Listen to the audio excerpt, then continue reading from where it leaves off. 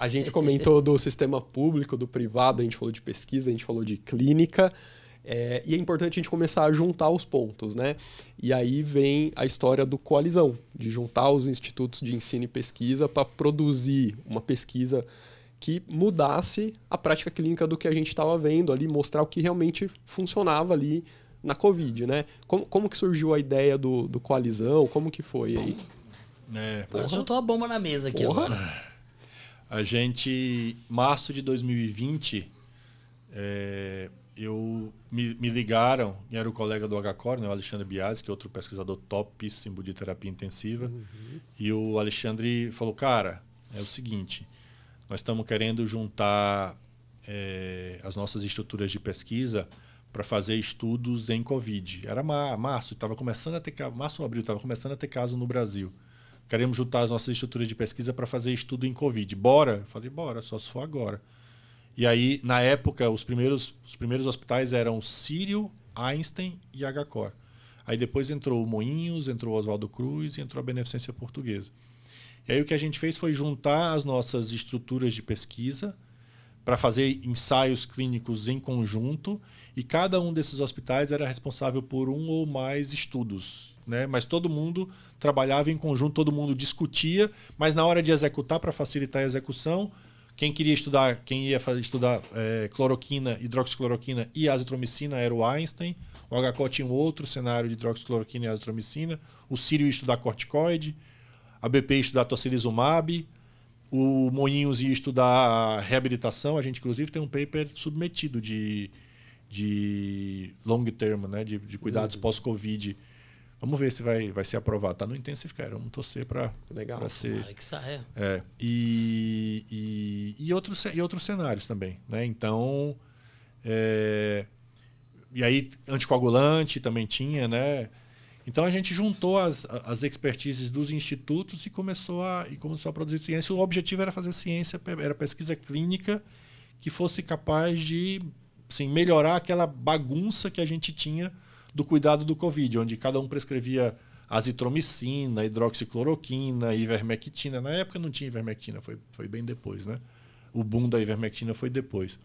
Mas tinha uma discussão de corticoide, tinha discussão de tocilizumab, e não tinha evidência nenhuma para sustentar. Era aquilo que o médico falava, não precisa de estudo clínico não.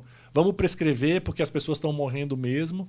O problema é que quando você prescreve um remédio que não funciona, você gera uma série de problemas. Você gera o primeiro problema, que é uma sensação de proteção que a pessoa tem. Ah, não, eu estou tomando aqui a minha ivermectina, eu estou tomando a minha cloroquina, eu vou sair na rua, tá tudo bem, não vou morrer de Covid. E além disso, a pessoa pensa assim, não, eu não estou bem, estou piorando, não, mas eu estou tomando minha hidroxicloroquina, vai melhorar. E aí fica nesse vai melhorar e não procura o serviço de saúde. Quando procura, tá mal. E aí aumenta a mortalidade, entendeu? Então, quando você não tem a eficácia do remédio, você acaba ficando ou com essa falsa sensação de proteção ou com o efeito colateral da medicação. Arritmia, problema hepático, diarreia, como esses remédios podem causar. Então, a gente queria, de fato, mostrar que a hidroxicloroquina funcionava ou não. Se funcionasse, seria maravilhoso, porque era barato, estava facilmente disponível. Só que, assim, não adianta você prescrever torcendo para funcionar. Você tem que gerar evidência que mostre que o remédio funciona. E, na prática, o estudo que a gente publicou foi em julho de 2020. Foi um dos primeiros. A gente conseguiu, entre março, óbvio que era facilitado porque tinha centenas de milhares de casos, né? Mas entre março e julho a gente conseguiu elaborar o protocolo, submeter, aprovar, incluir 600 pacientes, analisar e publicar no New England. De março a julho de 2020. Foi bem legal. Foi um dos primeiros, né? De hidroxicloroquina foi o primeiro maior, assim, de paciente hospitalizado, né? Depois teve outros, mas foi publicado no New England porque foi o primeiro, né? E aí depois a gente teve um outro de hidroxicloroquina com outro perfil de paciente, que foi no Lancet. Aí depois teve o do Sírio, que o Sírio conduziu, que foi o de corticoide, que foi publicado no JAMA, né? Que é o Codex. E o mais legal disso, o que, assim, faz o olho brilhar e a gente fica contente, é quando você vai ver um paciente, porque durante a pandemia vocês devem ter recebido pedido de avaliação de paciente que estava em outro estado por telemedicina, eu recebi bastante. E aí, quando eu entrava em contato e perguntava, não, ó, como é que está o tratamento? Não, a gente está fazendo aqui corticoide. Qual vocês estão fazendo? Ah, dexametasona. Qual dose? Não, a dose que foi feita no estudo. Às vezes o cara nem sabia que era eu que tinha feito o estudo, entendeu? Então, a capacidade da pesquisa influenciar na prática clínica e promovendo benefício para o paciente, que é o objetivo final do estudo, né, da investigação científica, é muito legal. O Codex, eu acho que ele foi um divisor de águas, assim, né? Foi. Ainda mais legal. Porque eu lembro como se fosse ontem. Da coalizão era o estudo de terapia intensiva, né? Paciente ventilado, síndrome do desconforto. O Jornal Nacional anunciando aqueles números de mortalidade em pacientes mecanicamente ventilados pela Covid no Brasil, que gerou um alarde generalizado. 60-70% de morte. Né? Que é altíssimo, né? Foi da FGV, se eu não me engano, essa análise, que gerou um alarde gigantesco. E eu super entendo ter gerado um alarde na minha mãe, no meu pai, ter gerado alarde nos meus vizinhos, que são leigos. Mas gerou um alarde entre os profissionais da saúde. Aquela história, né? Não pode entubar, que se entubar vai matar ele. Né? E assim, como se o ventilador fosse matar. Às vezes até mata mesmo, né? Mas não é o caso. Eu não trouxe o meu Bird Mark 7 aqui pra gente... Bird mata 7. Mata 7. Mas assim, eu entendo, sempre falo para os meus alunos, minha mãe ter ficado preocupada quando ela pegou, eu não quero ser entubada. Minha mãe, eu entendo, ela é leiga. Agora, muitos profissionais acabaram se preocupando com isso também. E aí teve aquela discussão de editoriais, o Tobin de um lado, o Gattinone do outro. Meu amigo, eu li aquilo lá com pipoca. Eu confesso que eu me diverti. Você gostava da treta. Vim aqui só pelos comentários. Mas dá para entender também que eles estavam falando exatamente da mesma coisa, mas isso gerou uma confusão tão grande. E aí o Codex veio e foi um divisor ali de águas para direcionar, né, mais adequadamente a terapêutica desse perfil de paciente, com um desfecho muito interessante. Se puder falar um pouco sobre o Codex, eu gosto muito desse estudo. Não, assim, o Codex foi um estudo que avaliou o paciente com síndrome do desconforto, né, moderada a grave, por Covid, que deu dexametasona em comparação com o cuidado padrão. Nenhum dos estudos da coalizão foi controlado. Quer dizer, nenhum dos primeiros estudos da coalizão foi controlado por placebo, porque não dava tempo de produzir o placebo. Se você esperar semanas a meses para produzir placebo, a gente não conseguia sair do lugar. Então foram todos estudos abertos, o que é uma pequena limitação para esse desenho de estudo. Mas condicionante do momento que estávamos Sim, vivendo. Exatamente. Né? De novo, né? Se a gente fosse esperar o que é factível e o que dá para fazer, né? Assim, o que é o ideal e o que é factível, né? Então, dentro do que era factível e com pressa que a gente precisava ter resposta, o estudo aberto era o melhor cenário, né? Então, nessa perspectiva, então o Codex pegou o paciente com SARA, moderada a grave, e deu dexametasona ou cuidado padrão. Dexametasona era 20 mg 5 dias, depois 10 mg 5 dias endovenoso. A gente não teve, até porque saiu o estudo britânico antes, o estudo Recovery, a gente não conseguiu chegar na nossa amostra, que eram 350 pacientes. A gente terminou com 299. E a gente mostrou que quem estava em ventilação mecânica e recebeu a dexametasona saiu mais rápido do ventilador do que quem não recebeu, né?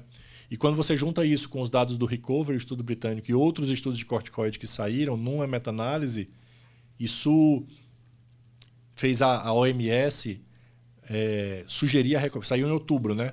2 de outubro. Outubro ou setembro, agora eu já não lembro mais. Mas fez a OMS sugerir que a gente deveria usar dexametasona para tratar. Então foi feito. A gente participou de um grupo de uma meta-análise com pesquisadores internacionais e tal. E nesse grupo a gente, vamos publicar. E saiu no JAMA, no mesmo número do JAMA, a meta-análise e os 3 estudos maiores que embasaram a meta-análise. Então, quando você junta todo esse dado, você mostra que, de fato, a dexametasona reduziria significativamente a mortalidade. E aí depois os britânicos fizeram uma análise que a dexametasona, por si só, poupou 1 milhão de vidas na pandemia. Uau. Só usar a dexametasona. Então, ter participado disso... Primeiro os dados do Recovery, depois os dados do Codex e os outros dados mundiais, é sensacional, né? Sensacional. Eu comentei com o Ângelo aqui, né, com relação ao event. Quase zero a vida, né? digamos assim, né? E eu quero estender. A gente entrevistou o Ângelo Roncalli e ele, junto aí com outros pesquisadores no event, né? E eu agradeci ele por todo o trabalho que eles fizeram, as recomendações. Mas eu quero estender esse agradecimento a você também, todo o grupo de pesquisadores, você contando aqui a história do Alexandre, que também sou muito fã. Eu sou fã de tanta gente, meu Deus do céu. Mas esses caras aí... Mas você também tem muitos seguidores, né? Não, muita gente que é seu fã. Não, eu tenho seguidores. Muita gente que é seu de vocês eu sou fã, é diferente. Eu sou fã do seu conteúdo e dos seus memes, obrigado, com certeza. Obrigado. Técnico e memes. Mas assim, obrigado por essa produção, obrigado pela produção que vocês fazem através do ILAS, da Surviving Sepsis Campaign. Você mesmo disse aqui que o rendimento é zero, exceto aos profissionais.